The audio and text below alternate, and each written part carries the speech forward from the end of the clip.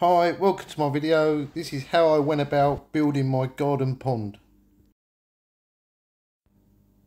Basically, I put artificial grass down in the garden, well, it must be about 15 years ago. At the time, I had a playhouse, one corner of the garden, and I had a big 10-foot shed, the other corner of the garden. First to go was the playhouse, and obviously I was left with a patch with no fake grass, and I don't think it looked too clever joining it up, so I did put a little pond in there. It was a bit of a lash up, to be fair. I got a free fiberglass pond off the internet, dug a hole, put it in. I mean, it's matured quite nice. It doesn't look too bad now, but it's slightly off level, which is really annoying. And then I had the big gap the other side, the 10-foot.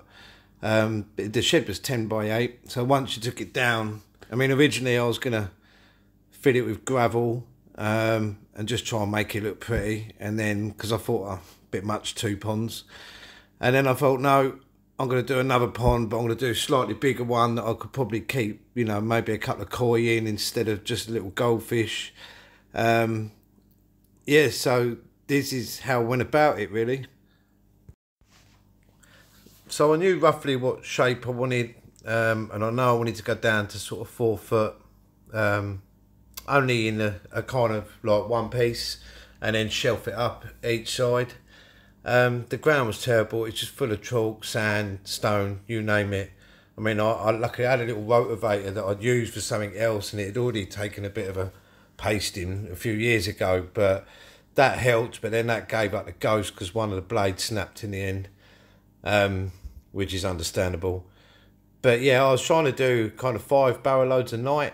I thought if I get in from work, if I push myself to do 5 barrow loads, then at least I'll slowly get through it, and had a bit of help as well. I think the main saving I had, if you was to have to get rid of soil, there's so much soil comes out once it's broken down, so not having to get a skip was one bonus, because fortunately I've got room at the side of the house where I can use the soil actually, because it's got an embankment and I want to fill it up. But yeah, where the ground was so terrible, what I had to do is I put blocks all the way around the edge as an edge, and I kind of put a bit of expanding foam just to hold them in place until I backfilled them.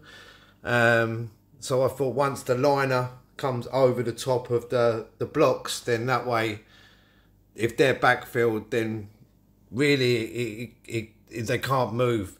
And also it was quite a nice way of getting the pond level.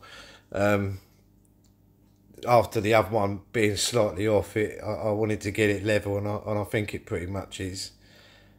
But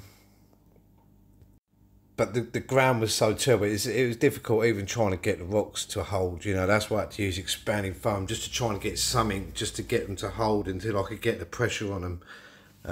Yeah, that was a bit of a nightmare, to be fair. But if you had decent ground, yeah, it'd be a lot easier. It's quite a good idea, I think.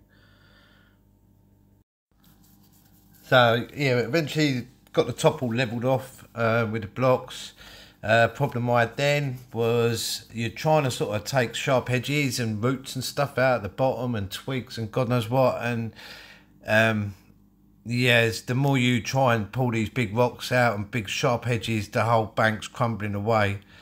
So I decided to line it with an old carpet I had. It's got a heavy duty carpet I had laying around, so I cut that and then just laid that all over it. I thought, well, 1, it's not going to do any harm, and 2, every little bit of protection I can add kind of helps. So yeah, that was difficult to try and get, bearing in mind a lot of this was done on my own, trying to get the carpet in and stay in place, and then once the carpet's in there, to try and get the liner, the underlay over the top. I could have done with that really, because that was quite tricky to stop everything falling down. But yeah, eventually got it there or thereabouts, you know, and then it was just down to like getting the actual liner in.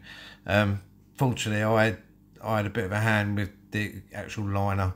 Yeah, I knew it'd be difficult with creases just because of the shape.